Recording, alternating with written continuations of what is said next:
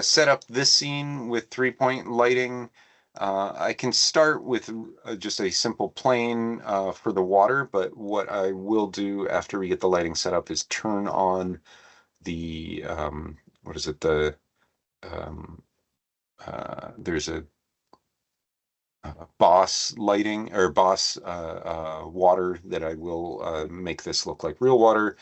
But we won't worry about that at the moment. I just want to get lighting in the scene that feels right. So let's say we can go to our rendering tab. We've got lighting here. I'm usually inclined to use the area lights. They're my favorite, but they're very specific to an area, whereas a directional light can kind of be more global. So I might use a directional light kind of for the main light that's just shining down on everything. And you can just turn on your Arnold viewport renderer to see it, but this might be kind of a memory hog, slows everything down. So sometimes I switch over to the render view and just hitting play on the render view to see what I'm looking at here. Sometimes when you leave the render view on and you introduce new lights or new textures, sometimes it doesn't always update. So sometimes I have to like turn off the render view, sometimes even going back to the Arnold view, and then turn the render view on again. And sometimes, for whatever reason, the lighting doesn't always update. So say I want a main light that's going to be kind of not necessarily the sun, but the sky. We can kind of bring in just anything here with the direct light, and then I'll go down to Arnold to change the angle a little bit so it's not quite so solid. It's a little too solid, too crisp of a shadow without affecting it like this.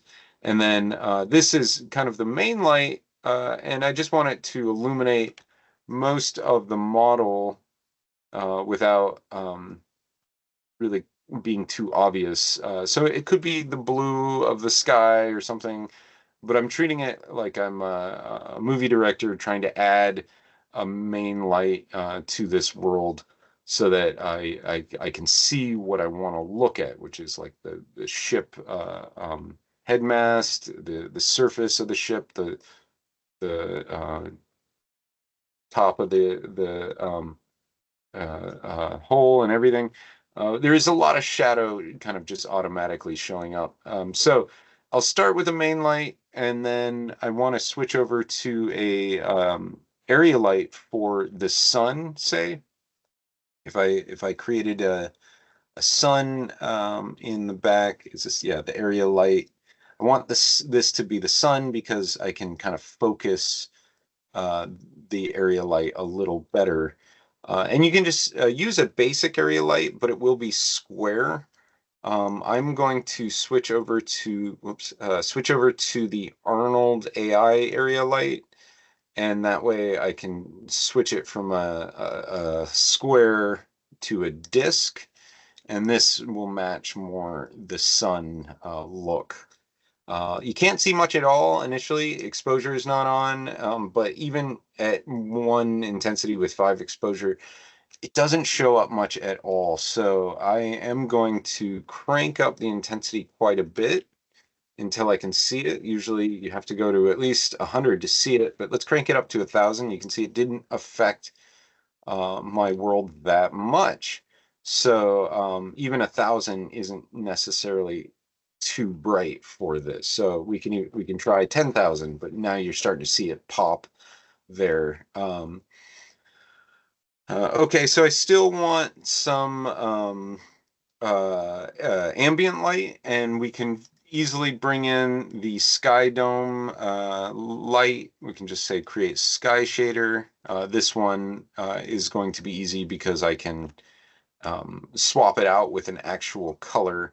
You can see how quickly we got the ambient light filling in the dark areas that were super dark just by adding a big white sky dome over everything. But the sky dome itself is it's too boring and bright when it's just white, so it's always better to throw an actual sky dome texture in there.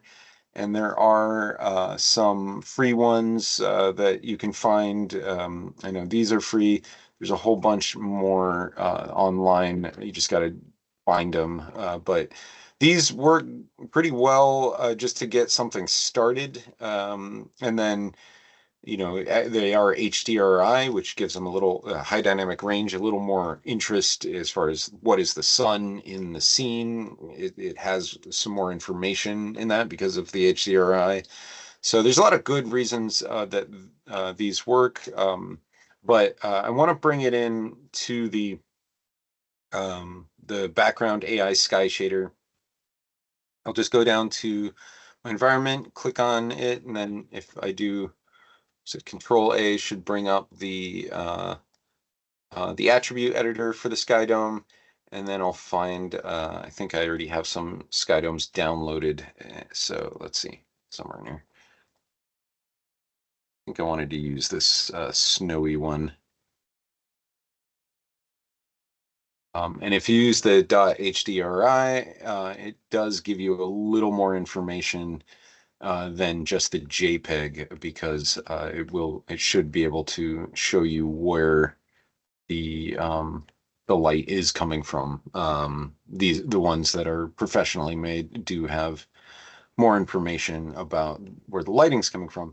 In this case, this one was snowy, but it looks really dark when we first look at it. But if I turn the intensity up, it feels all right. I'm gonna look around. Sometimes they're like distorted, like this.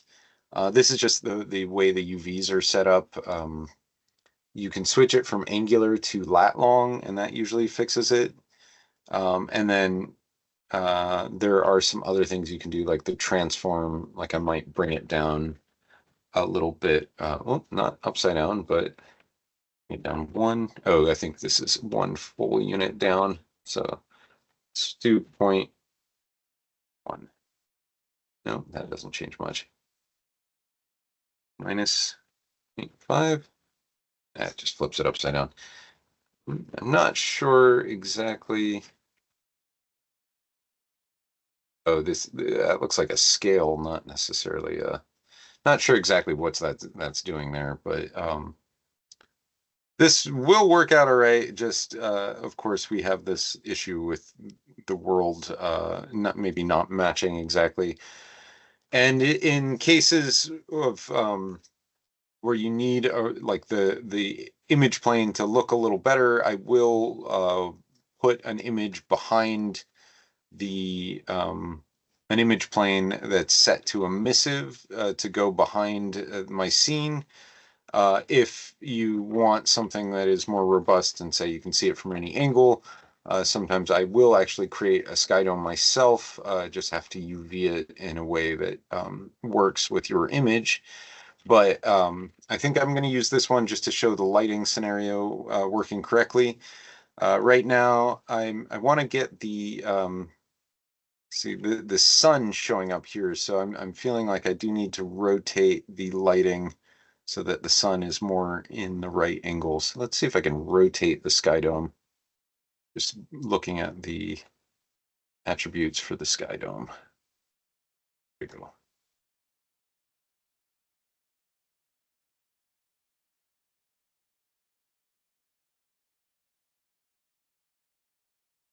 Okay, I want to see if I can change the angle. Let's do 60. How about 0, 80? Which I could be a little more specific. How about 35? It's going too far. Let's do minus 60. There we go. Now I'm starting to see the sun show up. Minus 120. Okay, so how about minus 100? So yeah, there's the sun's showing up. It's kind of snowy lighting day. And then what I want to do is bring a little more real world lighting in. I've got the directional light. This is doing a lot of work to kind of lighting these sails. We can give it a little bit of that kind of pinkish blue look, so that it's not, so it maybe matches our world a little bit. But if the moment we get too colorful, you do kind of lose a lot of um, your textures and everything.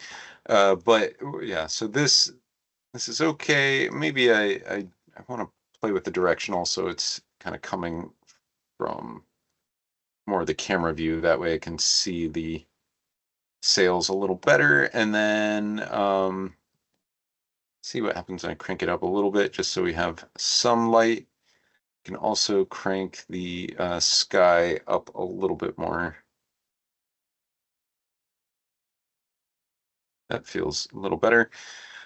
Okay, and then a couple of things that I like to point out in Arnold renderers is the auto detect threads. This can sometimes cause crashing when it's on, and it's nice to know how many threads your processor has.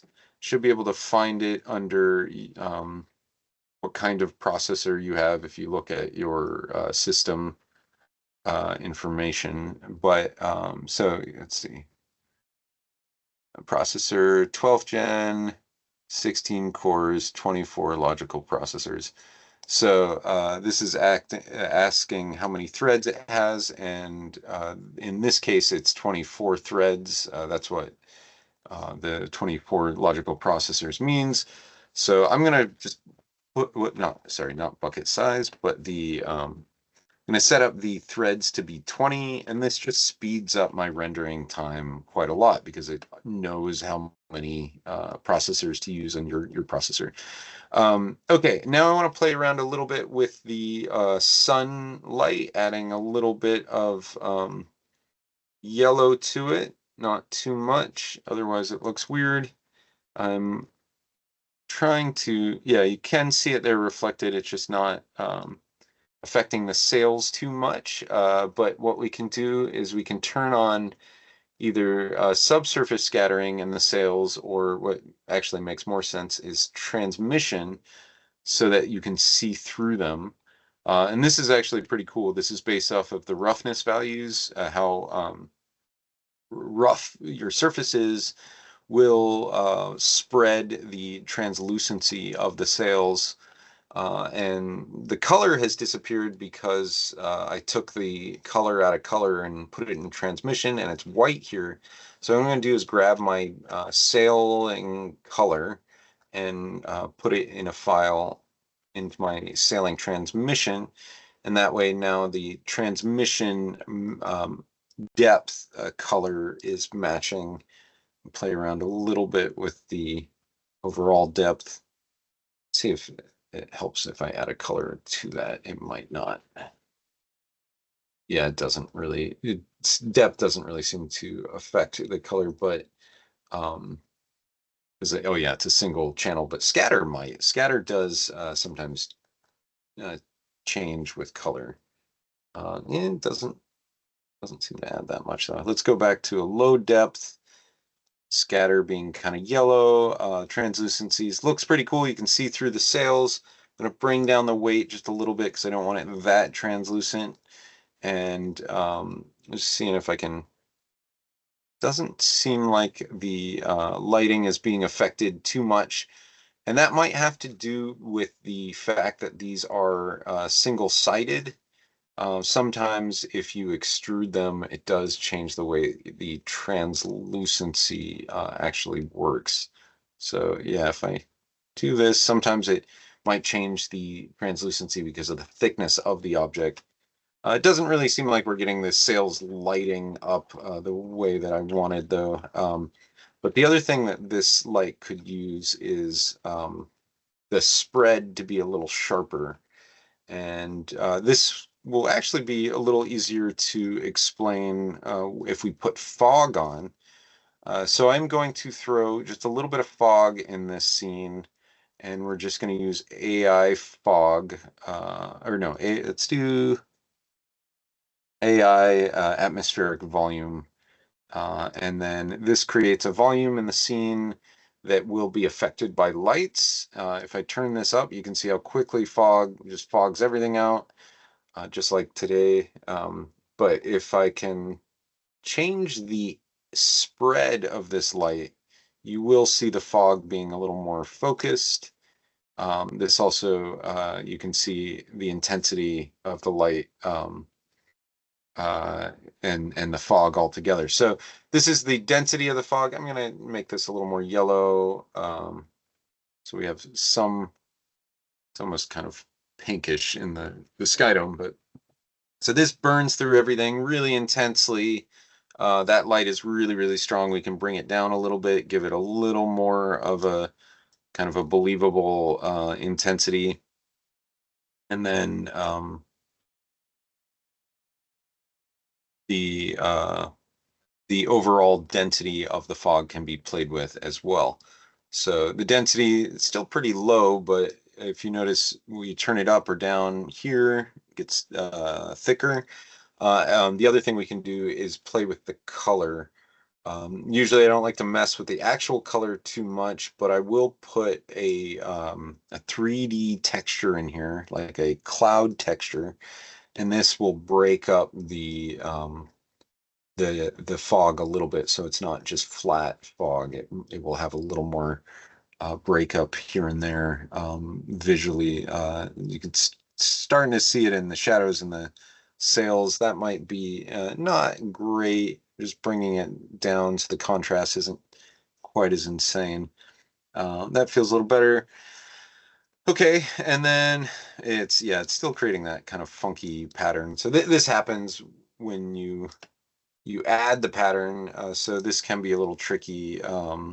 You just want that contrast to not be too intense in the pattern, and then the fog will have a little variation without being too obviously CG fog. Okay, so we're getting some light in here. Still, I wish I could make these sails shine a little more, but they're definitely catching some of the light. And then maybe if it was pointed down a little more, this would be more believable and real looking. And then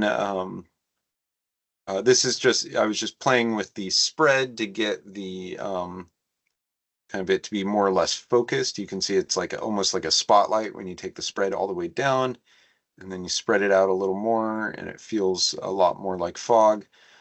Now I might want to think about the main light, call this one directional main. And I want to get the main light to just show off a little more of the world. So maybe it's the angle, just giving it, yeah, there, so I can see kind of the form of the statue and everything. Um, At this point, you can see the fog does kind of make some things disappear or start to be a little less contrasty. So it's one of the reasons why I like to mess around with the fog at the very end. I'll just turn it off for now and then try to get my lighting to look pretty good without it, and then I'll turn it back on at the end. So yeah, just trying to get some form to feel right, trying to get these sails to feel like sails. And I might, at this point, add another main light just so I can have just a little more interest on the actual boat itself there, so it catches some of the light. Because it's black, it really sucks in a lot of the light. But this is starting to come together, starting to see, we've got a rim light of the sun kind of hitting a lot of this, and that's great. There's a translucency in the sails, that's fun. Now I want to turn the water on, so I've got this really dense plane. I just made a plane and turned the channels, was it the inputs of the plane to 200, so it's pretty dense. And then really quickly, I can turn this into a water plane if I freeze transformations, delete history. Now I can turn this into a water plane by using the effect in the boss editor. So let's see, open up the boss editor. you select your plane and you can click create wave solver. If there's animation or you turn on the animation, you'll see pretty quickly that there is some waves on this. Is it showing up or not though? Let's see. Okay, it didn't look like it was showing up, so there might be an issue. Looks like let's try that again. Okay, let's delete this one and oh, and yeah, I'm going to create a wave solver. Did it work? Looks like it didn't, so there might be some funky reason. All the effects, it's often rather tedious, but often has something to do with your file setup. Sometimes if you just restart Maya, some of these things will work. But let's try this again. I'll make this plane really dense in polygons. No, it's too dense. About 200, not 2000. There we go. And then I'm just going to scale it up a little bit. We will freeze the transforms. And then I'm going to try using the boss editor to create a wave solver. Did it work? Looks like it isn't working. So interesting. This was just working a second ago.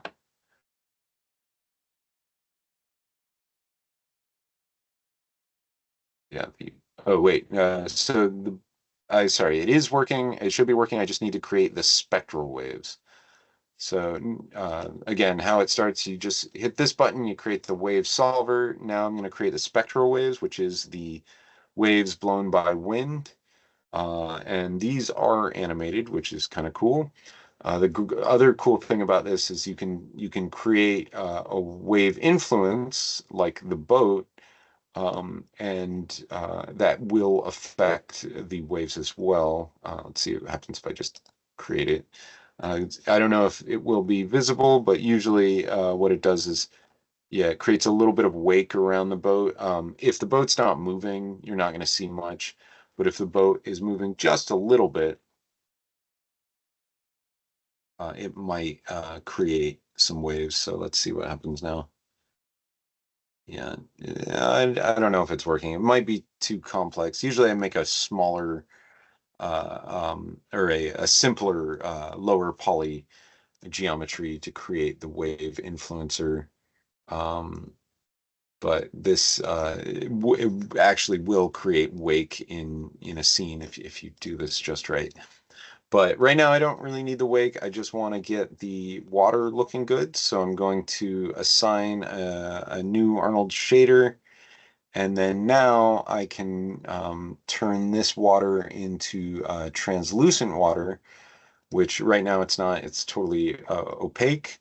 Let's make the water blue to match the scene, and then I can go to transmission and turn this up, and now we should have some depth in the water. Looks like the animation isn't there. It is. Okay. So it just needs a couple of frames of animation to get those wave solvers working. So yeah, now you can see there's a little bit of rippling in the water, but it needs some color. The water itself needs some color, and usually what I like to do is kind of a blue-green. The darker it gets, almost the more realistic it gets. The other thing that shows up is it might need to be less rough. So if you bring the roughness down, it gets really shiny. You can see all the reflections and everything. If you bring the roughness up, it stops feeling like water altogether. But at a certain level, it still feels like water, even if it is a little rough. And that's because there might be lots of little ripples on the water, creating a roughness feel. But here we go. We've got mostly worked out, good lighting. Now it's just about setting the scene right and making sure that it feels believable. And so I would probably just with this particular sky dome, try to get a shot that looked right with the background, with the sun and the lighting, the sun of the sky and the lighting of the sun of the light. And then I Most likely, if I wanted to use a sky dome like this, I would probably build some like snow shores to match this a little better. But the main issue I'm seeing at this point is that we just need a little more light hitting the main boat so we can see it. Because if you can't see your model, again, it's you're not getting to show it off. But if I just want to rotate a main light so we can just get a little more of the boat, we can turn up one of these main lights a little bit. And I can see probably what a lot of this is, that black color just sucks in a lot of light. So that's one of the reasons why I usually go dark gray instead of black. But let's see if what happens when I bring it just above the water line. You can see that red is a little brighter, still kind of dark though. So let me bring up the red just a little bit with this light. See if, yeah. Um, okay. Yes, these sails, they're translucent, so they usually get a lot of light. So sometimes I kind of fake a little bit of that with just a direct light. This looks pretty good. I could even bring it down. But yeah, this is starting to feel right as far as the lighting on the ship. The Sky Dome will need some work to make it, the shapes are all wrong and it doesn't look like a SeaWorld. So I could probably find a better Sky Dome that has some water rather than snow. But I did pick this one because of the blue color matches. So at least we got to start there. Anyway, just wanted to really kind of show off how to do lighting, what are the best material practices, and then at this point, I could probably turn the fog back on and see just a little bit of fog for the hell of it. Yeah, that's a little too dense, but if I maybe play with the area light a little bit,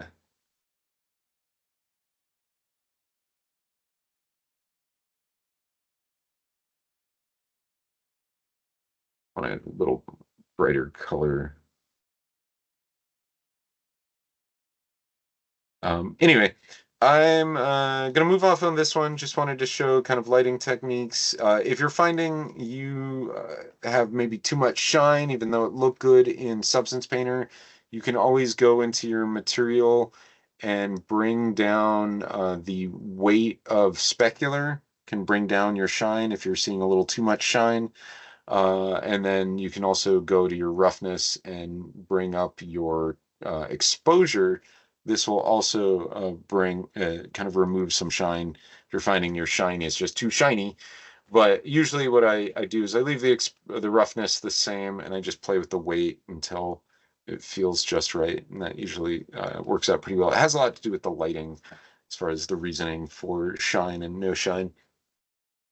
Okay, and then if you're having any issues with samples, like things are a little too noisy, this once it finishes rendering, everything should be pretty smooth.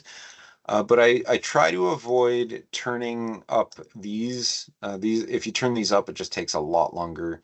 You might need it for transmission. You might need it for subsurface scattering to go up every now and then.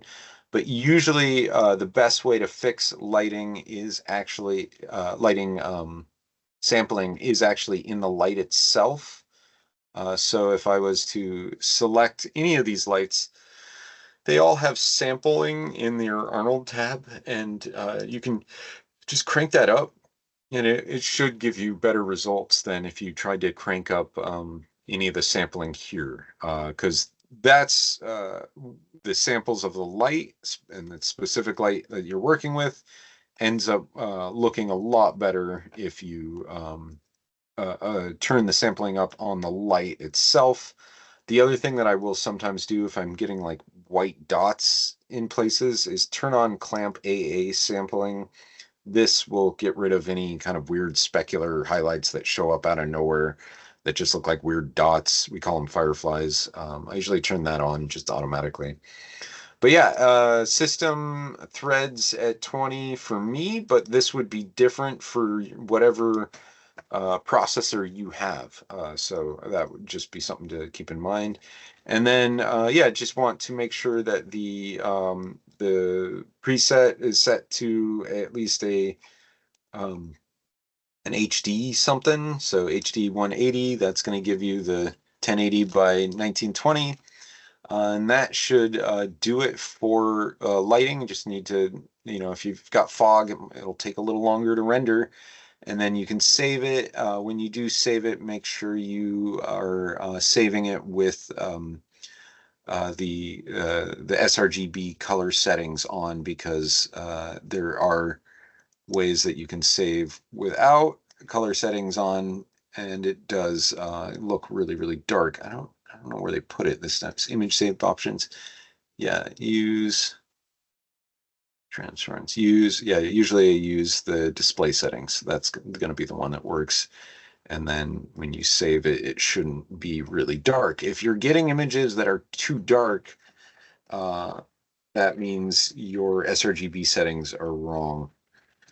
So keep that in mind. It should look just like it does here in wherever it is you're saving. Let me double check mine to see if it did. Yeah, yeah. Okay. So that looks good. The brightnesses and everything look the same. You can even see it kind of blowing out because of the HDR image, and that's fun.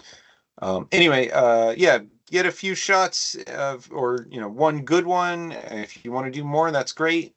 Just really wanted to show how to use lighting and kind of the tools I use. I don't usually use the ambient light, but spotlight I do use. Volume light, I haven't used that one. That one is cool though, because you can just kind of create a light floating. But yeah, directional light, they're great, but the problem with those is you can't really put them anywhere. They're just coming from outer space. So that's why area lights and spotlights are great. And then with this area light in particular, the Arnold area light, you can actually add color to it, and that creates kind of a mask if you wanted to use stained glass. Okay, so I'm going to move off of lighting, and I want to wrap all this up before 7, but I do want to show how to add fur to an animal. This could also work for like rugs or all kinds of things, but can be it's a little tricky. This is just using the Maya's, what is it, X Gen hair. So what you want to do is you need a base model with a good texture on it. You want to start with a good texture, not just have no texture, because otherwise it you'll just have a flat colored uh, fur. But I've got this texture and it's really dark. So I am going to bring it up a little bit so that we can see it, so that you can see the cat fur itself. Um, the way that you want to start with your scene is fur will come off of everywhere in this polygonal model. So what we usually do is we duplicate it, and then you can um, leave your final model off of in a new layer. Just call this one your final model, and then you have this other model that's the fur model, and this is going to be a little different.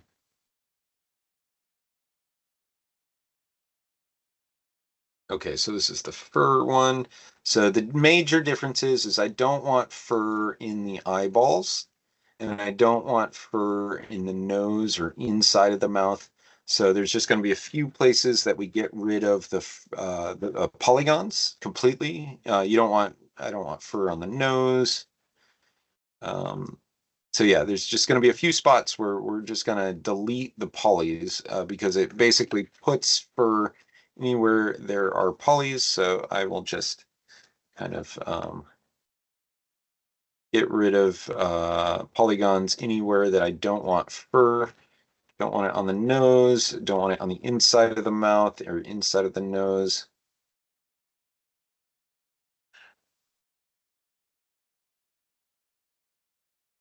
yeah, any extra polys that are just in the way. And then the bottom of the feet. We don't want really fur on the bottom of the feet. It's kind of annoying. Okay, so now this model should work as the fur creation model. Whoops, I got rid of a couple of.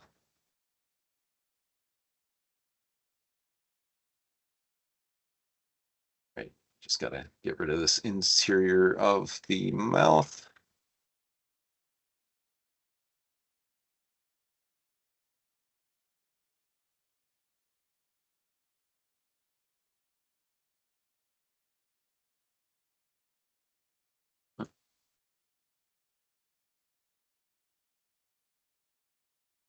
Being shift on the keyboard, but I'm not sure what everything is connected to the interior. That's the whole mouth. Let's get rid of that. Let's get rid of these nose pieces. Not that one, no. Yeah. And then I'll get rid of the bottom of the feet once more. And we'll just have to live with everything else. Okay. Now I am going to create a fur system. It was a groomable spline. So I'm going to go to XGen Interactive Groom and let's move the render out of the way. And then under X Interactive Groom, looks like there is a problem. Must be a string. Okay, so it's mad about that for some reason. So I'm going to save this and reload. Sometimes, yeah, I was having an issue where this would disappear from time to time. So I'm going to close Maya, see if it shows up when I reload Maya. If it doesn't, it was a problem with the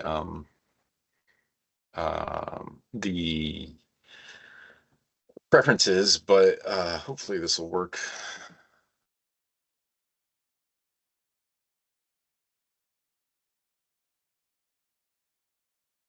The major issue I've found with effects is that some of these tools aren't always working, and you just gotta close Maya and reopen it. But here we go. Here's the groom editor. Now I select my fur model, and I'm going to create interactive groom splines. Just use the defaults, and it should show up like this. Great. I'm going to really quickly throw a couple of lights in here. And then we can see that there is fur. Might as well throw a skylight in here so I can see it a little more clearly. Oh, it's Maya software. That's what's going on. Let's do Arnold and create a sky shader. Yeah, so now we can see the light or oh, it's really far away. But yeah, you can see the cat showing up with fur. Looks pretty bad. So a couple of things that we'll do is you'll select the interactive groom, and with the width scale, you can play with that. Usually what's most important is the tapering. And then there is another area, description base. I usually turn the density up a little bit. Maybe, yeah, you can see just at 2, it looks a little better. But right now, it definitely looks like some sort of fur, but it's kind of growing all straight up. And then this is the fun part, is we get to comb the cat. But a couple of things I'll do before that, though, is I want to look for um, the uh, the shader. So there's a place we find it. It's the physical shader, hair physical shader. This one is just description 1. We can rename this to cat.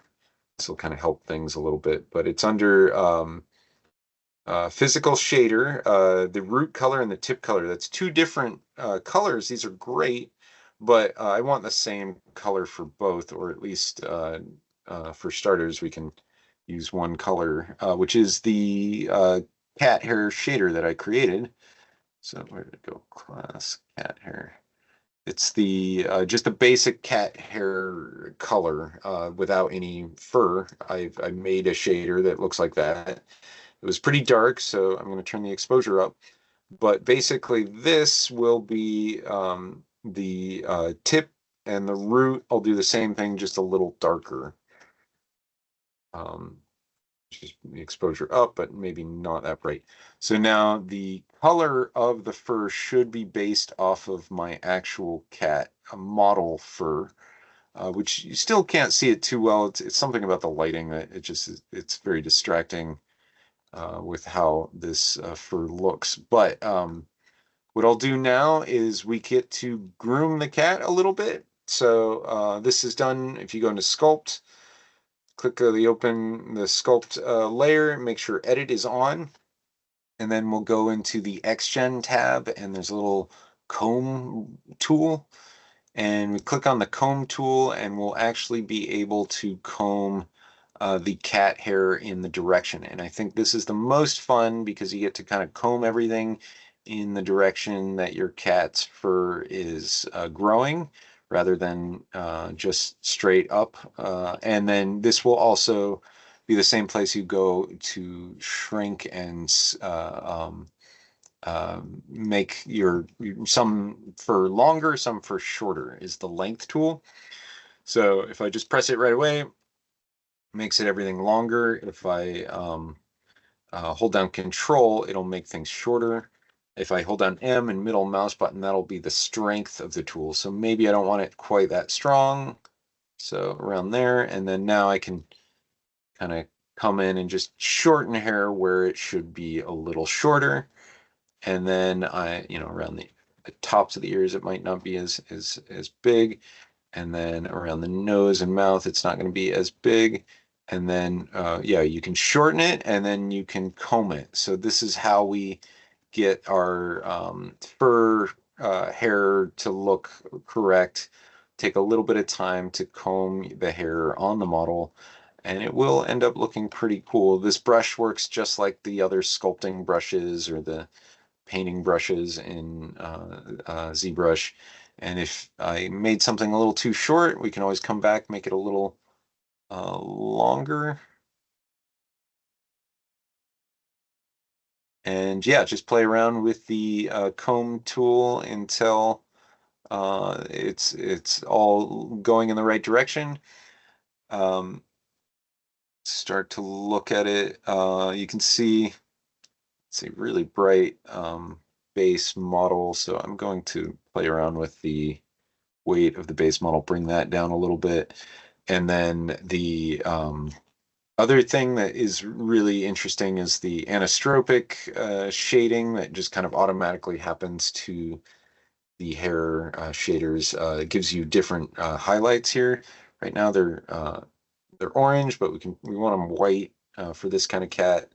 You can kind of play with the transmission color. And then Arnold, I usually want to turn on oh, it didn't give me the option this time, but usually you do want to turn on like the Arnold um is it there is some sort of scattering in here that was Arnold, but it doesn't look like it's available for me at the moment. Interesting. Okay. So yeah, a lot of some of the options don't work, like certain transparencies and stuff I think are made for an older shader, but it does seem to give us most of what we want. Let's turn the exposure up on the actual color. And this is the color that I made that's like cat fur, so you can see there's even some kind of shine built into the cat fur. That's on purpose. That was the actual fur color. And then, oh yeah, one last thing I forgot to say is if you're using the comb tool and you want to not have the fur go through the body, you can click on the tool settings here and collide with meshes. It's going to make it so the fur does not collide with your mesh, and just helps a little bit. It's a lot of fun to paint the fur. So yeah, definitely have a good time with that. I think there is too much specular on this cat model. That's what it is. So not the, yeah, I'm just going to turn up roughness and then that'll look a little better. Yeah. Now it feels more like the cat fur that I was going for. Yeah, we could spend a while combing it, but I'm gonna move on and start looking at everybody's projects. I will start with the MFAs today and just make sure that you ask any questions, anything that you really want to know about. We can answer as many as we can. I'll try to get through everybody today. And if there is something that I can't answer quickly, we can set up a meeting for it either Monday or even tomorrow. But yeah, let's try to get everything answered, try to get all of the issues dealt with, and then we can have a wonderful final project showing next week. And once last time, there will be class next week. I will be doing a final crit on the final project. So I just want to see this cat. How's he look? He's looking a little better. But yeah, that's how cat fur would be done. And yeah, yeah, enjoy that. That looks like loads of fun. I like the fact that half of the work on this is just petting the cat. So, I mean, if you're gonna have a job, it's a pretty good job. There we are. But yeah, it will take a while to get it to look like a cat. This is definitely not there yet. But yeah, cool. Yeah, and if anybody has any questions, let me know. I'll just kind of keep moving and we'll go from there. All right, I'm going to start with the MFAs. So give me a second to load those up.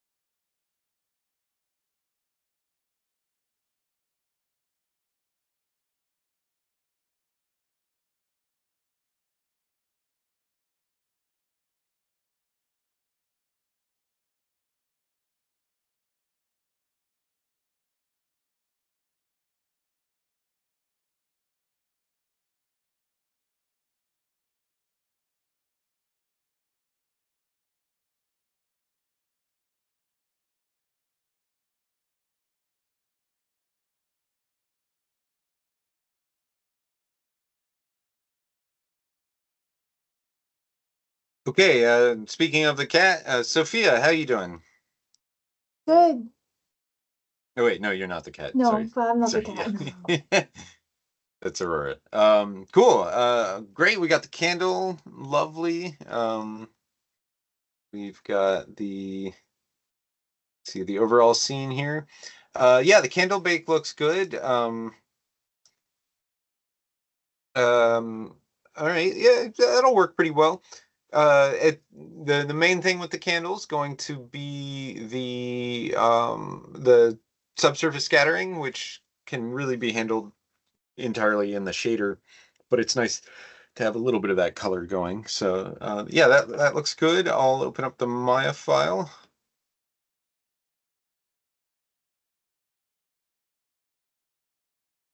By subsurface scattering, do you mean like some translucency? Yeah, I can show you what I mean in this file if it loads. Um, yeah, so subsurface scattering, there's we have a couple of different terms for translucency. There's subsurface scattering when we're talking about like the surface of the object, the light bouncing around on the surface. And then translucency is usually what we're talking about when you can see completely through the model. Whereas subsurface scattering is not completely through the model because it's more about the way that the light bounces through the surface of the model. Okay, something is slowed down. I think my XGen might be kind of causing my Maya to slow down. So I might reload Maya and turn off XGen for a second to load this up. I was gonna add subsurface scattering to the leaves, and I'm guessing it's probably the same thing. Yeah, it might be a little different with the leaves just because of the leaves will have a very specific color to them. Um, when it comes to the candle will be either white or, a little bit of beige, but the color is not very, very obvious. Whereas the leaves, the color is a lot more obvious. And I don't know, Maya is just broken at the moment. So there's what we do is we add the leaf color to the subsurface scattering slot. Um, the reason why I bring it up with the candle is the wax in the candle definitely is going to want some subsurface scattering. I'm going to turn off XGen in my plugin manager just so I don't get that crash again. Seems like everything was working, just it's kind of a little rough. So let's turn off cool toolkit. Okay, so for a candle, say, just something like this with um, we'd have a little bit of some bubbly wax on it. So I just want to extrude out some wax, something like that.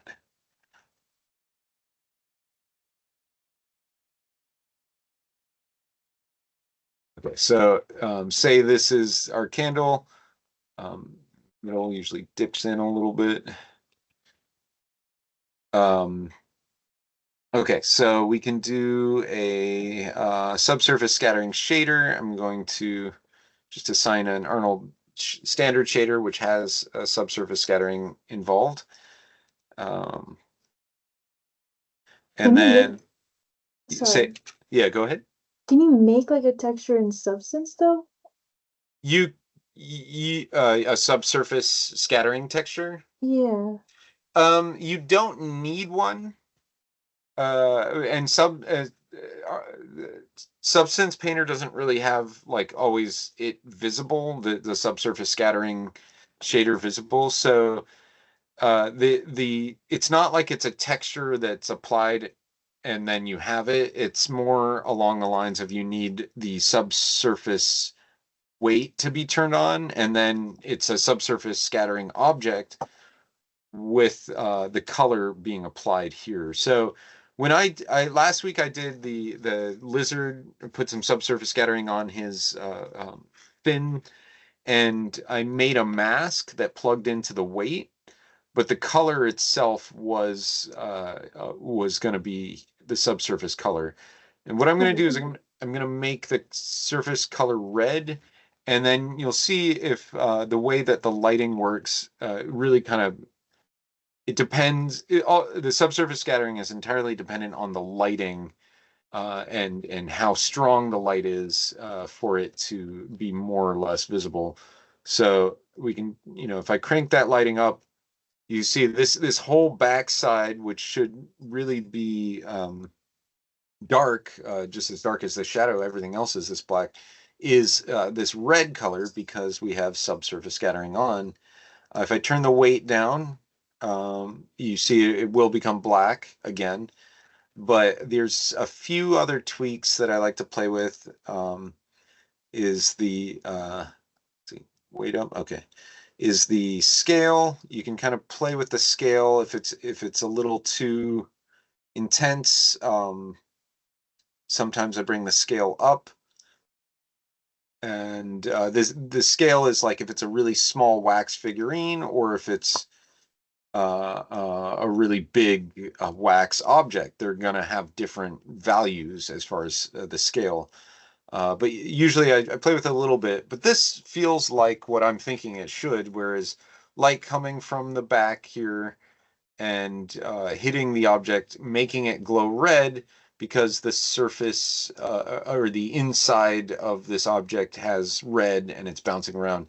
If it's a yellow candle, we can make it yellow, but it would usually be some sort of color. It can be white if it's a white candle, but you can see the subsurface scattering is basically just bouncing the light around on the surface. And in the edges, it's a little brighter, and in the shadows, it's a little darker, but it's still visible. Whereas if it was off, that whole area would just be black. Got it. Sorry if I made you repeat yourself. Oh no, not at all. No, it's this is something I'd like to talk about a lot. So I just want to make sure everybody's aware of what this means, the subsurface scattering effect. Because one of the things we'll use it on humans and on leaves, and when we do that, that's when I would plug in the color of the leaf into the subsurface color, because otherwise you'll be getting white or red on a leaf, and there's no blood in a leaf, so you wouldn't have that. So in a leaf, you would use the leaf green color, and I might have a leaf somewhere in here. Maybe not, at least grass or something. Yeah, something like this. And then if the yeah, if we apply the, yeah, there we go. Now the subsurface color is this leaf color, but you notice if I turn it off, it's gone. Bring it back. But this is what I would expect for the leaf, is Mhm. having you actually plugging in the leaf color into the subsurface color. If you need it to be brighter, you can turn the exposure up a little bit. Can I But also, sorry, but can I also do a rough map for the leaf, or is color enough? sorry, a rough map, or what Yeah. would you say? Well, so you probably want a roughness map in there somewhere. The subsurface scattering won't affect the specular. So usually I keep the roughness map and everything in. If it's a leaf, I'll keep the specular values the same and just turn on a subsurface scattering and just make sure that the color for the leaf is plugged into subsurface color. And if the scale's right and the radius is at white, it usually works out pretty well. Okay. But yeah, I what I'll do with subsurface scattering is I usually try to make it look good without it, and then I'll turn it on and try to make sure I'm not ruining anything. Because if you turn on everything at once, it's hard to keep track of what you're looking at. So I usually turn it, leave it off, apply the texture to it, make sure the roughness values look good, and then I'll turn subsurface scattering on and try to make that look good as a kind of like a polish phase. Okay.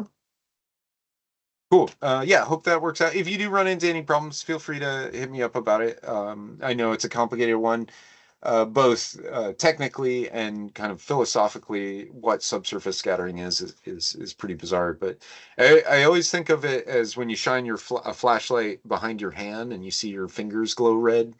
That is essentially subsurface scattering, and that's it's exactly what's happening. It's not you see through the object. It's you see the light bouncing around in the blood Hmm. of the human, and or if it's a leaf, it'd be green blood. Okay, let me see if I can open up your file because I have it here. Just Maya seemed to crash on me, so try that once more.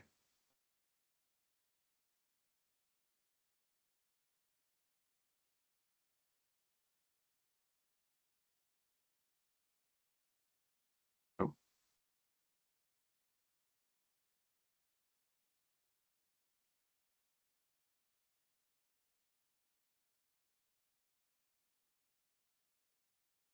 hmm. There it is. Okay, cool. Okay, yeah, looking good. I'm just gonna fix the clipping plane.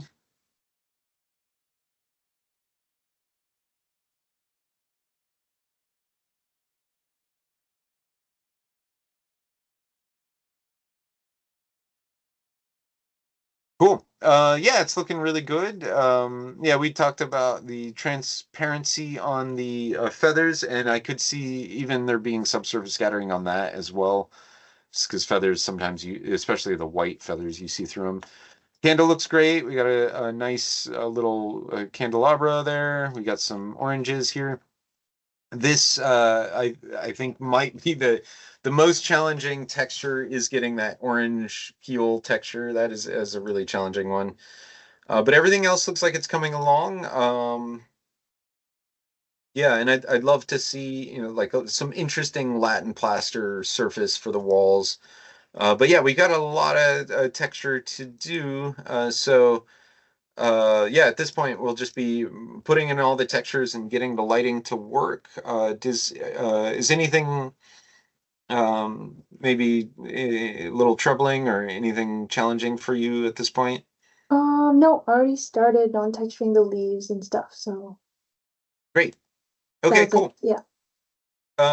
Okay, yeah. Well, if you run into any issues or if you want feedback on anything, just so we can get a little more feedback before you submit, just yeah, send me a message on Teams. Be happy to look at it. Oh, and does the scale look okay? I adjusted the desk and chair. Does it Yeah, like actually, I think it looks great. It's okay? the main thing I was saying was the knee space, which is kind of funny because I was when we looked at the references, I feel like Victorian people just didn't have very much knees. But this looks believable as far as I could sit in there, so that looks good. Yeah, I wouldn't go any bigger on the chair without getting bigger on the desk, but I think we're pretty good. Okay. Cool. Yeah, looking forward to that one moving ahead. Cool. Thank you, Sophia.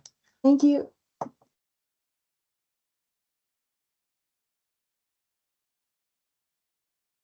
This Maya's won't go away now. Go away, Maya. Got too many things open.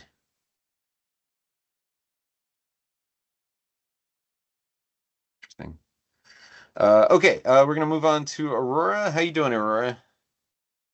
Hi, I'm fine.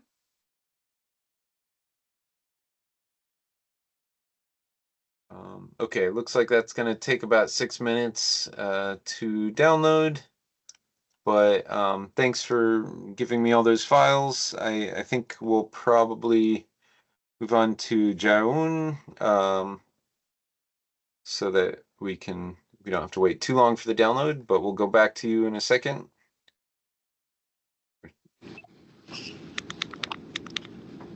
Did you get to watch the fur demo, Aurora? Yes, thank you so much. Cool. That's very Uh, helpful. yeah, it ended up being a lot more fun than I was expecting with the grooming. That is very enjoyable. Yeah, Um, I hope I managed to do it well. yeah, it'll take some time. It's one of those I usually give myself a practice run. It's like the first pancake, it's you'll screw it up really bad that first round, but you'll learn a lot from it. So what I usually do when I'm doing those kind of processes is I'll do one and then I'll throw it away and then try to do it as good as I can because you're always better that second round. It's like the first pancake. It always comes out a little weird. Right. Why do pancakes always end up horrible at the first time? Like for Thanksgiving, we made a doyef, which is like imagine a pancake stuffed with sweet cheese, I guess.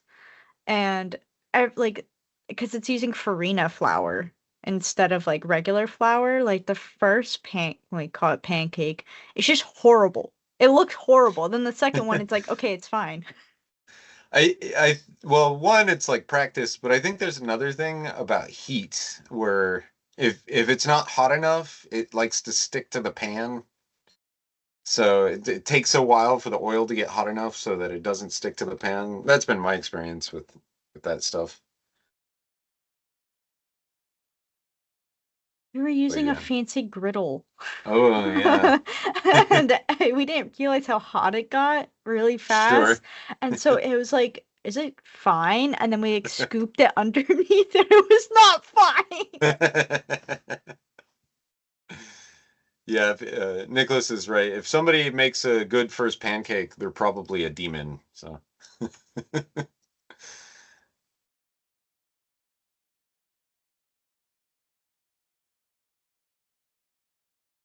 All right, well, while that's loading, I'll get the other stuff begun, but I still want to talk to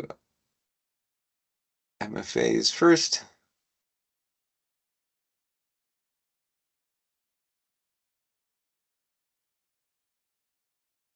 Okay, 1 minute left.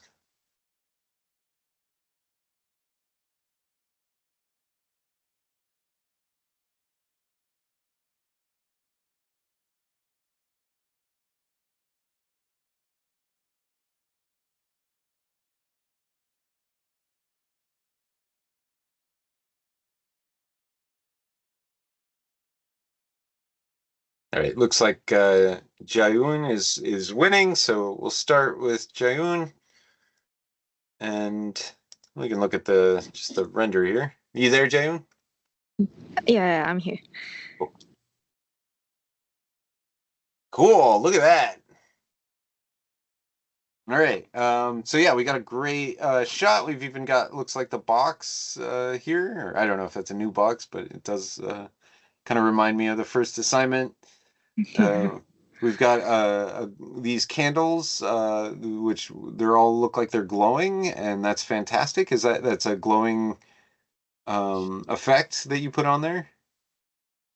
Yeah, it's kind of like the other little flame. Yeah, it looks great. It's awesome. Thank you. Cool, very cool. We got scales on the book. This is really interesting. We've got the coins. So yeah, great first shot, first look at everything. Really enjoying what I'm seeing here. So yeah, awesome. Yeah, would love to see some translucency on the candles themselves. They feel a little flat. They don't quite feel like wax. And that would be the subsurface scattering if that was applied to those. And then the lighting overall is really fun. It's really dramatic. But I definitely would love to be able to see and be able to read this book a little better. So maybe if there was like just a little more candlelight hitting this area, so we could, and all you have to do is just add a warm area light in coming kind of a little from the camera, just so we can see these books, these coins, and the surface of the model. But I think we're really, really close here. Yeah, and then Yeah. we've got this wood. I might see the grain going left and right, lengthwise rather than up and down, but it's not the end of the world. The actual pixel definition texture of the table does feel a little low. Maybe the tiling or the UV space could be a little higher. But just as far as like the details of the book compared to the details of the table, but it's pretty close, and it's pretty minor as far as the differences of textile density. But I could see there being a little more textile density in the wood. But overall, I'm really happy with everything I'm seeing. Just would love some subsurface scattering in the candles. The effect is great. And then, yeah, if you want to let Sophia know how to create these wick candle effects, it's a pretty good one. I have a way that I do the candles, but I find this one looks really believable. Yeah, is it a two-dimensional effect, or like how are you creating that look? It's from the fluid function in Okay, the so it's an actual fluid candle yeah. flame. Wow. Well, that's why it looks so good. Great job. Awesome. Thank you. Cool. Yeah, I'm looking at it. I'm pretty happy with everything I'm seeing as far as the modeling goes and everything. Is there anything that you have any questions on, or anything you um not quite sure how to finish? Yeah, cause actually from the first time I was like, I would like to let the eye on the book kind of like glowing a little bit, Sure. but I don't know how to do that. Okay, yeah, let's talk about that. That's great. Okay, so it's all about the emissive in the shader, but you don't just turn it on, that would make everything flat. What you want to do is figure out how you want this glow to look, and then we can create a texture like that. So I would imagine it's like lava has a way where it's like kind of glows from the cracks, Yeah. let's see, like this kind of thing where the cracks are the glowing parts. Yeah. So let's see. Did we get the whole thing downloaded yet? Check. Cool. Yeah, it is here, and so is Aurora's. Awesome. Okay, so let's extract this out.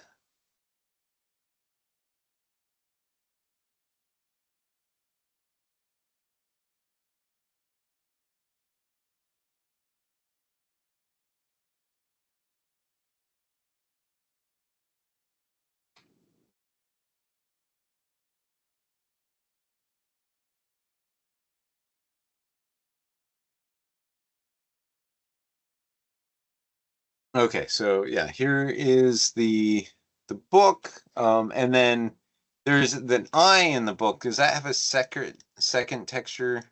No. It's in here. This is it. Yeah. Okay. Cool. We can look at it in Substance Painter. That might help a little bit too.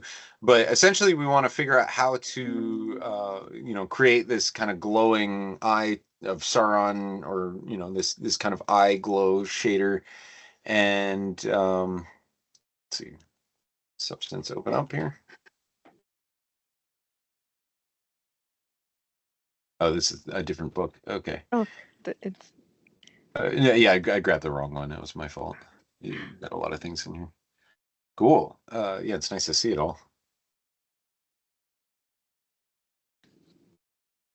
Cool way of making the paper. That looks pretty believable.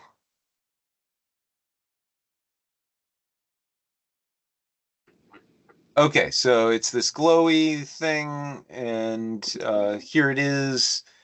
Let's make it a little more interesting. I'm just going to grab the normal map so I can see the normal map.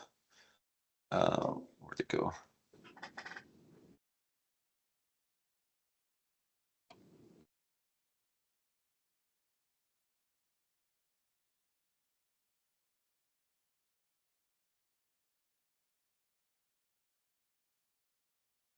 This just gives me a little context as far as the physical, what we're looking at here.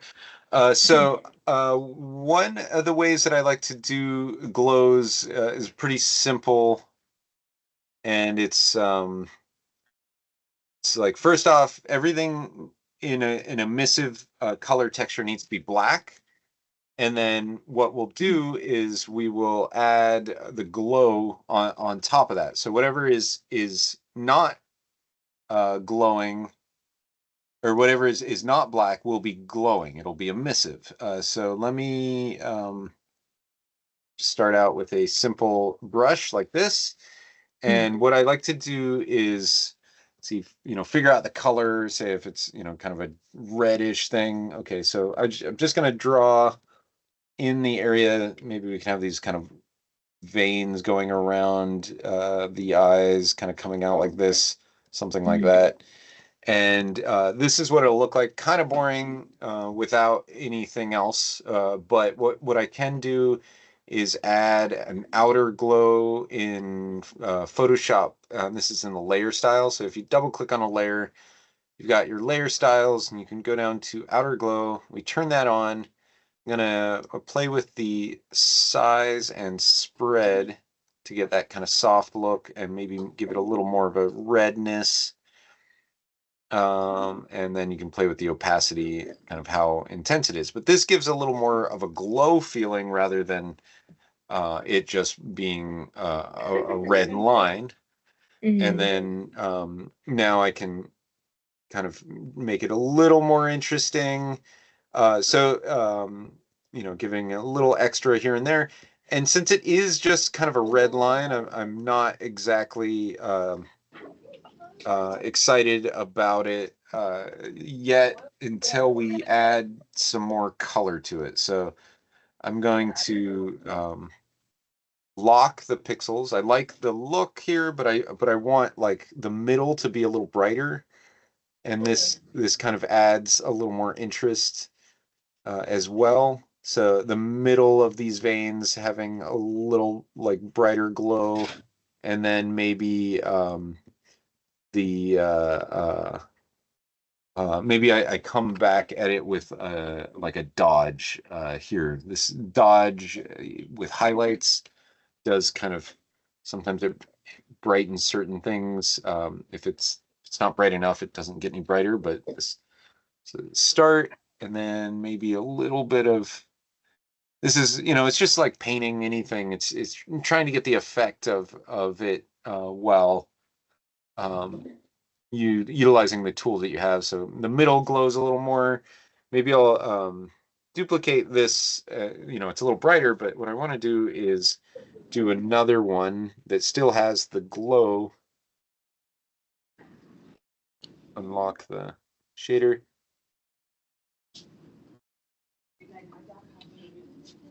So, maybe this is the middle glow, but it's really boring if it's just one color. So I always try to get a little more interest in there, and then it ends up being way more interesting. But this is essentially what would be the emissive color. So we can flatten all this down. And then I'm going to save it as an emissive texture.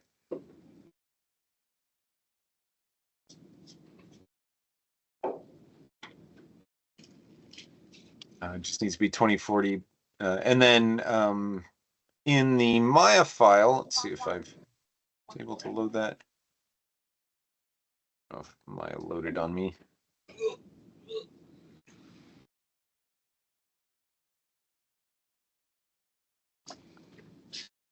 But in the Maya file, we just add this color into emissive and then turn the emissive weight on. So let me see if I can load up your file.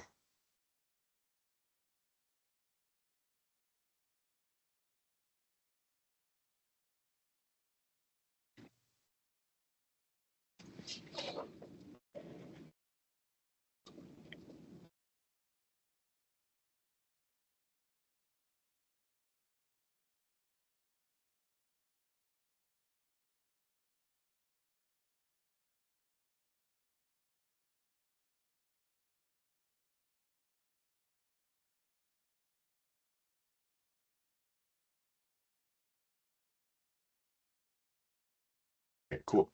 We got the book here.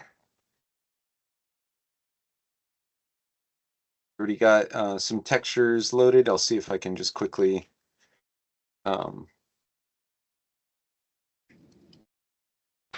them. Yeah, it looks like they're applied.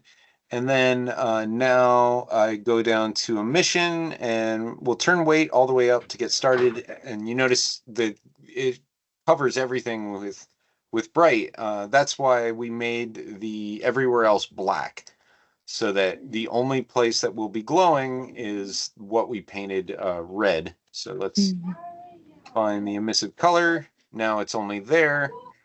And now we should be able to render.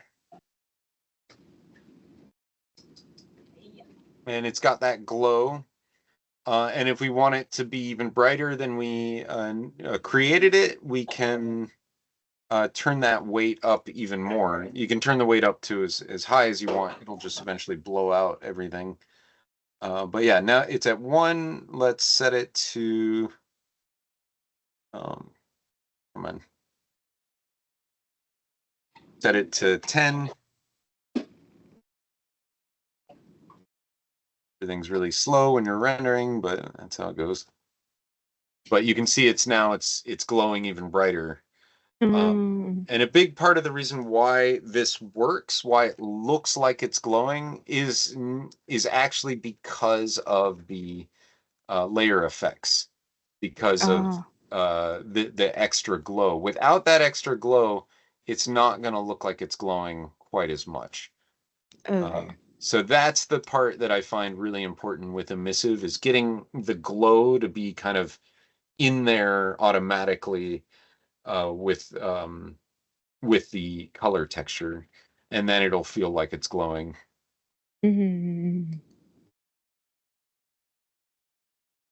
But yeah, I mean, you could even use the Eye of Sauron and put it in there, or just, however you create it, however you paint it.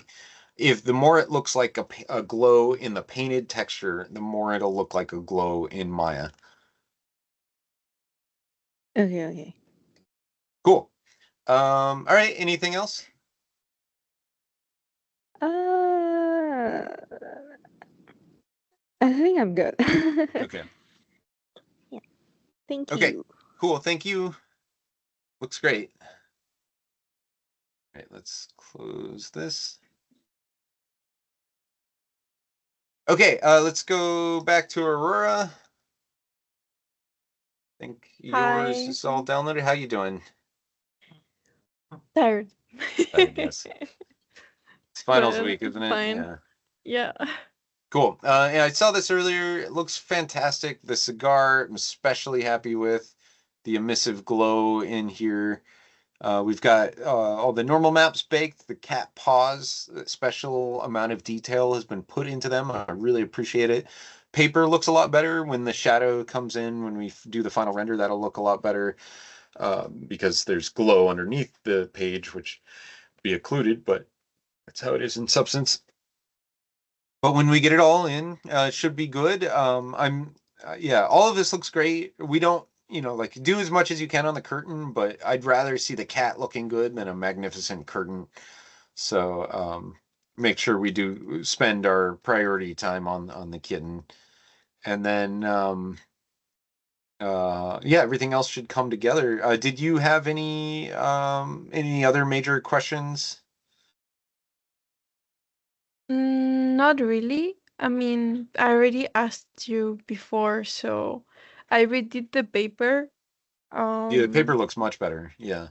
and it was I just went like simple, like just, and it was way easier that time. Yeah. So Yeah. I find that it's a key to CG is the simpler you can make a thing, the easier you can make it look good.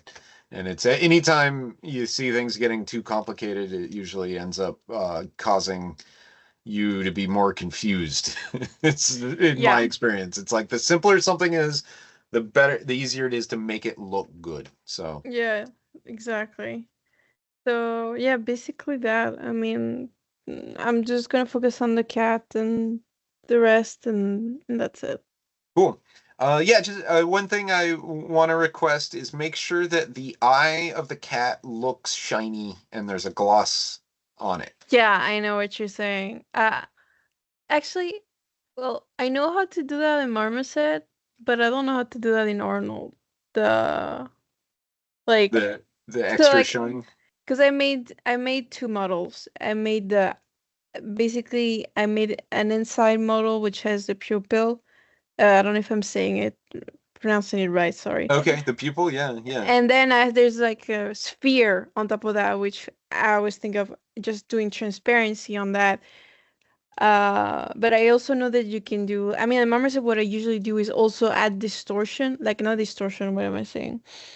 Like refraction. Yeah, That's it, because that's yeah. what the eyes have, and that's how, for me, my eyes look good in Marmoset. But I don't know how to do that, and I don't know how you would tackle. Sure. I can show you how to do a basic eye. It's a really good question. I'm glad you brought it up. It's useful for everybody. So there's the thing is in Unreal, I would do this thing where I'd use the bump offset and I would make the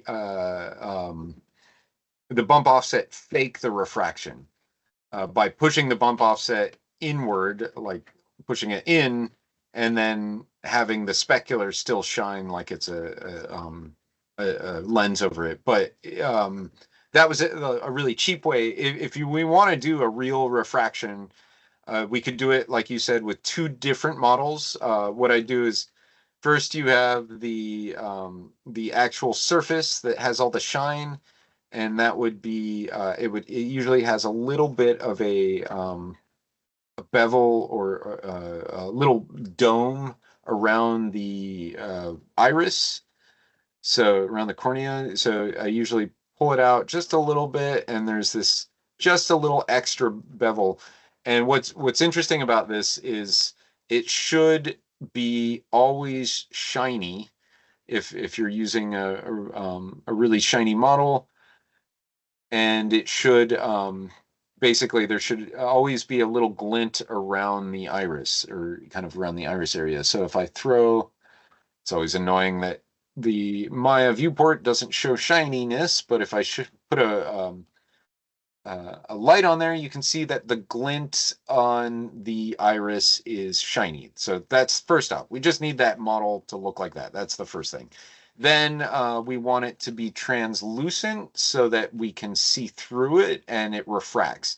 That one's a little more complicated, not necessary for everything unless you're really focusing up close on an eyeball. But we've got another one in here, and we can say that this is the eyeball with color on it. All of these should be UV'd with a plein air projection from the front, or from the, I guess, the X in this case. And then if you have an eyeball shader, color shader, this would help as well. But let's just planar projection them. And then what I'm going to do is the interior part, which is not going to have the bulge. It's going to have kind of the inverse of the bulge. It's going to inset a little bit. That's the one that would actually be textured, and then the exterior one is going to be translucent. So let me throw a really quick shader on this. We can do it just by downloading an eye. Anything like this will do. You don't want the gleam on it. The gleam's going to be distracting, but it's like this is what we're looking for. That iris kind of looks terrifying in the right lighting. Let's see. Yeah, something like this. That one's totally fake. All right. How about this one? Little bit of a glint, but yeah, all these are awful because they all have glints. This one doesn't, so I'll just save that one.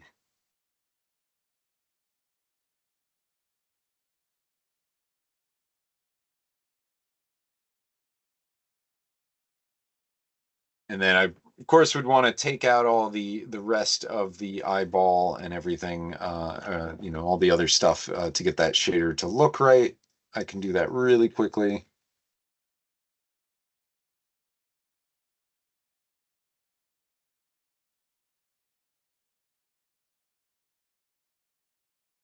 So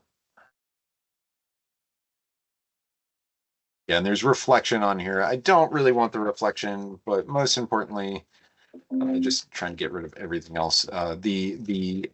Also the eyeball color should be kind of this beige, not necessarily white, and some other things. It should be square too. So 1024, 1024.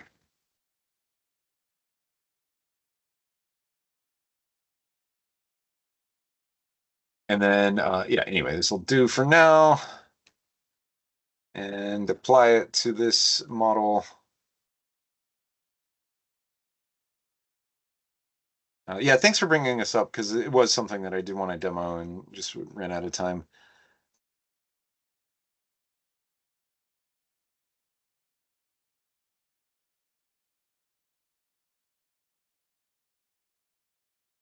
Okay, so we got our eyeball in there. We should be looking at the interior eye here, and yeah, you can see that the UVs weren't exactly right, so we'll move them so they are.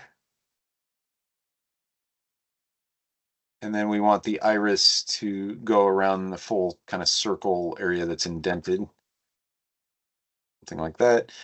Usually there's some more effects, like a little bit of softness around the edge, so it's not totally hard. But this should still work. Now so that's the main eye. We want that to be shiny as well. It should be at least a little bit shiny. And then the outer cornea, this one, we want this to be totally transparent. So I'm going to turn transmission all the way up. We're going to keep our roughness really, really low. And then we're going to make sure that the weight is of transmission is 1 and the color is white. And that also the that should do it, actually. As long as it's transparent, roughness is low, nothing else is on. Okay, so let's take a look at it rendered. Oh yeah, the one thing that I do pay attention to is index of refraction. That'll get the refraction element, the distortion, and that is at a good amount there. So right away, there is kind of an issue where it gets a little dark because of the light going through the transmission. Also, I think I made the cornea a little too small here, so I'll make it a little bigger.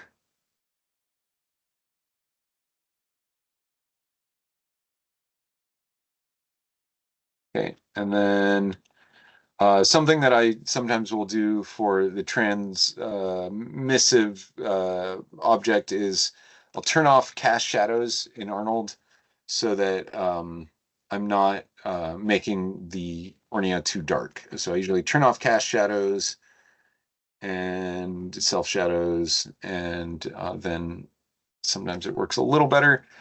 But it's a little dark now. Let's get that light a little brighter.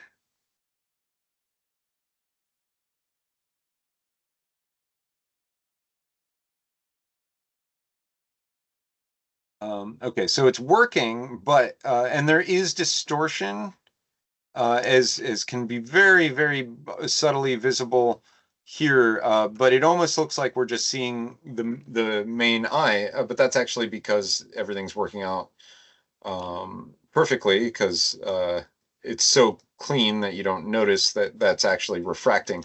Because if you look at where that eyeball is in real life, it's actually flat here, but because of the refraction, it feels like it's going around the distortion of this cornea. So this is working, but the only thing that it's really missing is reflection. And like any reflection, it's about what is being reflected. So the more lights, the more reflection. That's going to be good. The other thing that we can play around with is there is sheen, which is kind of like a secondary distortion over the eyeball. Secondary reflection over the eyeball is the sheen. So sometimes I put sheen on, adds a little more extra reflections. And then what's really important with an eye is having something for it to reflect. So right now it's not reflecting much because everything's all black. But if we throw a sky dome in this scene, then it will be a lot more obvious that there is glass around that eye. So let's see. Let's grab that sky dome. Want to grab any old sky dome that I've downloaded. What's wrong, Kitty? Oh, Kitty's coughing. Sounds like he's got allergies. Okay, where is it? The class. I had sky domes in here somewhere. Yeah, just use any of these.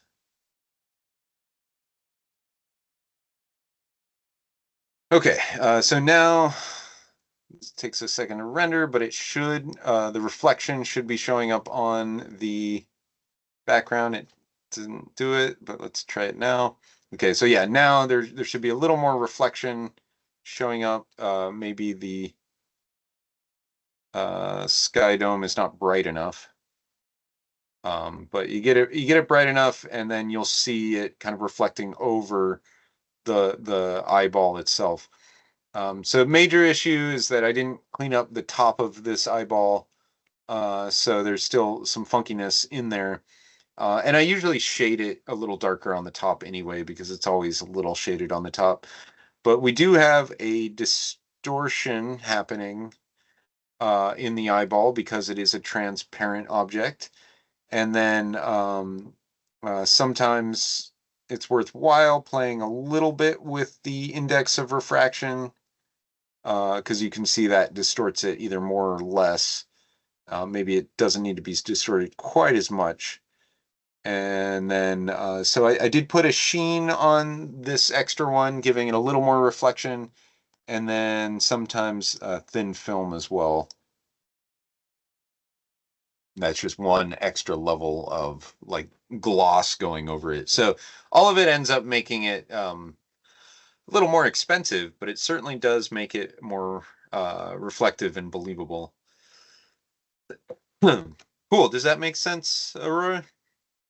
Yes, thank you so much. I really wanted to do that because for cats, I feel like it's a little bit more extreme. Like sometimes I Yeah, look at my cat's eye and it's like, oh my God, it's a big giant glass ball it's in it. true, and it's really So beautiful how it happens. So it's I really fascinating. wanted to do that. I didn't know how to do. I didn't know that you could add sheen and that would give that effect. It's kind of cool. Yeah. Yeah, sheen's just extra effects, but usually it's the translucency will get you looking through the reflected eyeball. What I used to do in Unreal was we would distort the diffuse using a bump offset and leave the specular the way it was, and it basically gave the same effect. It made it feel like it was pushed in. The color was pushed in, but the reflection surface was pushed out. But yeah, this is the real world way of doing it, which is a little more intense. Cool. Yeah. Yeah, can't wait to see that kitty all furred up and everything. That'll be great. Yeah. I can't wait to texture it. Okay. Well, yeah, looks good, Aurora. Thank you. And yeah, looks like I'm gonna move on to the undergrads, and we'll just go alphabetically through them.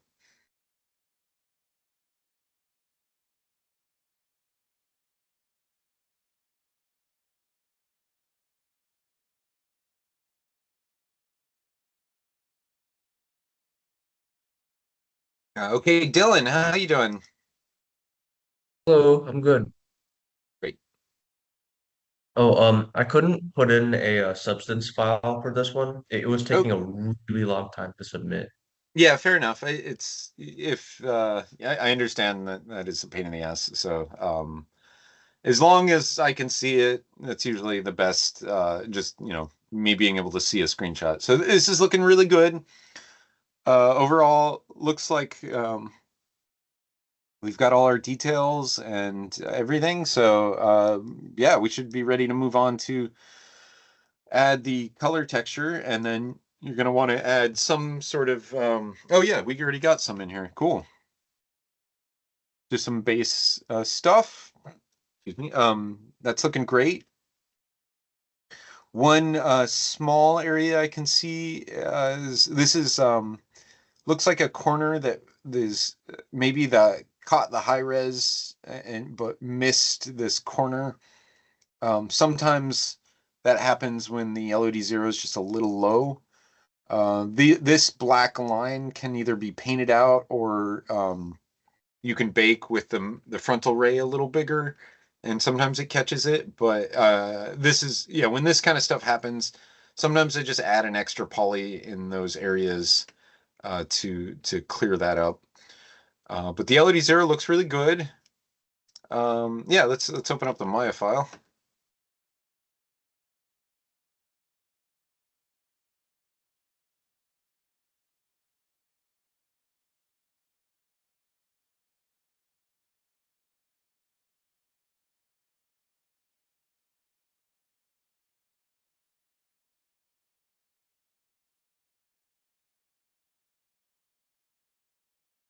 Lovely lighting here so far. Like how the metal is starting to show up on the tank.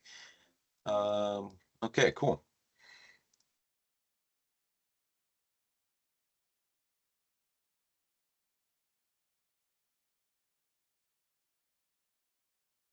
Oh no.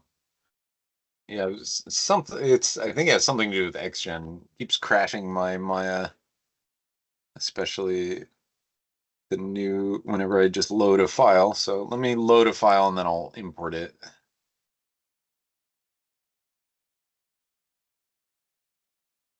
And then what would be really cool in the ground scene is if you could show some tank tracks going backwards, and that you could make like a tank track either tile or even as a decal or extra piece of geometry.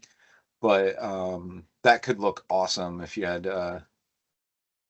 um, something on the ground being affecting the affected by the tread. Okay, so yeah, I think that's what was happening here. It's when this edge is just a little lower res than the high res. It might be not catching it just right. And what you could do to fix it is if you beveled that edge just a little bit, and then even give it a segment or two, then that high res will probably catch a little better. I don't know what the high res looks like, but I think that's what the issue is. Why this is a little softer on the low res, or the high res is a little softer, so the low res being a little sharper isn't catching the high res exactly. But I'm not seeing that happening in too many other spots. Does that make sense? Yep. Yeah, that's good. Cool. Um, I do have one question though. Sure, yeah. For my special element, I'm planning to put in some smoke, like exhaust smoke. I'm not sure how I'd do that though. Yeah, it's a good question. There's the whole fluid dynamics in Maya where you can do volumetric smoke, and it can be awesome, but it does take a lot of time to get it to look right. And I find you kind of need a whole week to put it together on that level. So one of the things that I will do quite often when it comes to smoke is just do a card for it. And since usually in games and effects, it's usually a card anyway. So I look up a smoke with a black background. And this can be an alpha. So let's see, what kind of like exhaust smoke or something along those lines. You just want something that you can find that's kind of contained, or if you want it to be thicker smoke, like something like this, but maybe even you can find some like real world like what is it, gasoline fires. They have usually a lot more thick black smoke kind of stuff, and that's gets a little more in depth. But sometimes what I'll do is I'll just find some sort of smoke, and I can use this as a alpha by taking it into Photoshop and see, just gotta using this as an alpha. I will crank up the contrast so that it is more solid where I want it to be solid. And then this will be my alpha, so we'll just copy this and put it in the alpha channel. And then for the color of the smoke, I might use the color but get rid of the black, so it's not totally black in the background, because that will cause some issues. So now it's got an alpha, and it's not totally black anywhere. And I'll save this as a 32-bit smoke texture. And so this will just be like the leaves or I guess what else did we do? The hair cards, but um, the cool thing is if it was a little fuzzier, softer, I could layer them more, and that's usually how effects are done. It's usually more layered effects rather than one card with everything on it. But this should still work.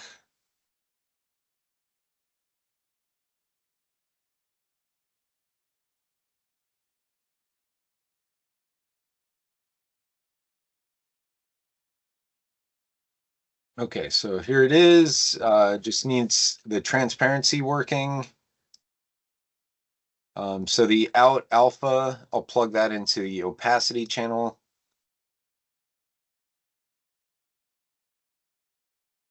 And usually with smoke, you want to turn off specular. And then, yeah, this should do it. Just gonna rotate it into the right direction and usually give it a little bit of depth so it's not totally flat, although this really is only gonna work from one direction, which is why usually you use a lot of little cards, little poofs, and you can get a lot more out of that with the particle system. But this should work. Let's see if it does.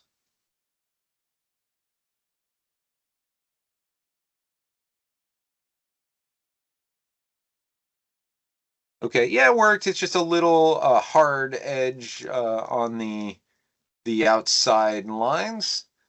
But what I could probably do is blur the alpha a little bit because the alpha is just a little too sharp. So let's do a little blur on the alpha.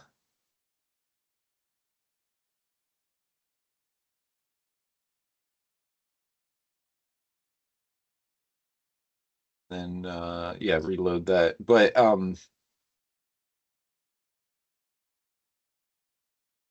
yeah, it works. It's there's better ways to do it that just take a little bit longer, but this works if you want to throw in some smoke or dust. You know, say it's this works well for thick smoke, but it only looks good from one angle.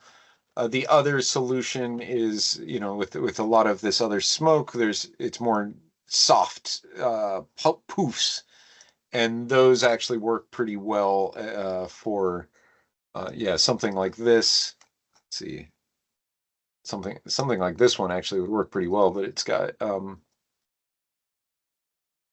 these watermarks on it. But I try to, you know, if you, especially if you're interested in effects, end up collecting a lot of these videos because these videos are really, really wonderful because you can actually use this alpha that it's animated and do stuff with it. There's all kinds of cool things you can do by animating an alpha. But if I just really wanted maybe the smoke to be a little softer, I'm going to do it like this, where it's just kind of more of a poof rather than um, a specific cloud, something like that. And then this can be the alpha. And then I'm just going to bring up the black so it's not totally black.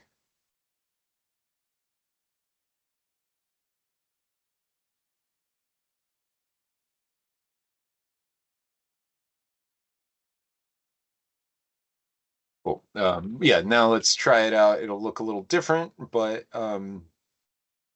this is, if you're making effects, you kind of have to make effects this way.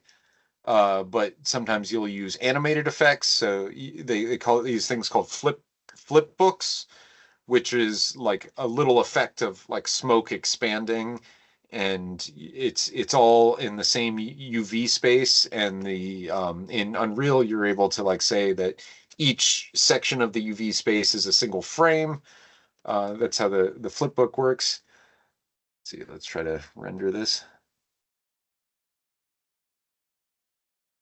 And sometimes the new textures don't show up until I like get out of the rendering engine. But yeah, now this is just a poof of smoke rather than a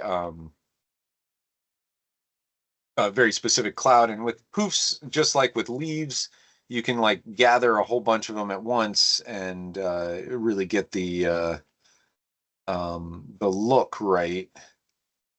But come on, turn off the grid here.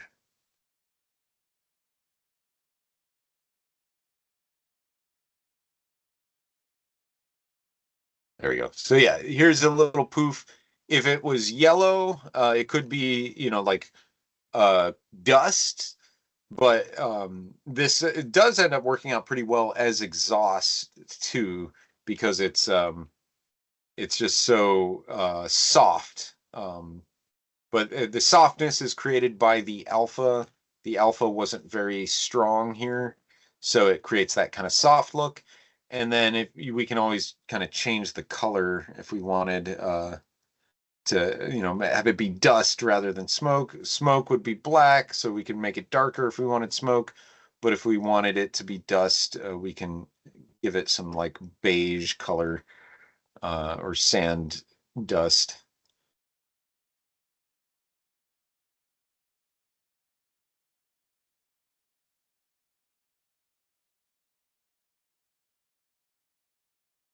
But yeah, that would do it. Does that make sense? Yep. Yeah. And then for effects, generally what we do is we'll try to render them in a fluid simulation if we have time, and then we do the flip books using the fluid simulation, and then it's all turns back into a card at some point. That's in games, but if you're doing effects, quite often they are rendered separately anyway. So I usually try to make a whole file just for a specific effect, and then we can bring it in. Okay, cool. Well, yeah, looking good so far, Dylan. Let me know if you hit any roadblocks. Yeah, good lighting overall. This is starting to really come together. Thank you. Thank Yeah. you. I was trying to base it off of the example tank that you showed. Oh yeah, And yeah. I was like, oh, what if they're in like the same scene? But I don't know if I'm gonna have time for that. You're talking about the Santa Parp or because there was one there's one in here. This one Yeah, here. that one. Yeah, that one. Yeah, that one's good. He is pretty good at modeling those tanks. Yeah, maybe they end up fighting each other. I don't know. What kind is that? Is that German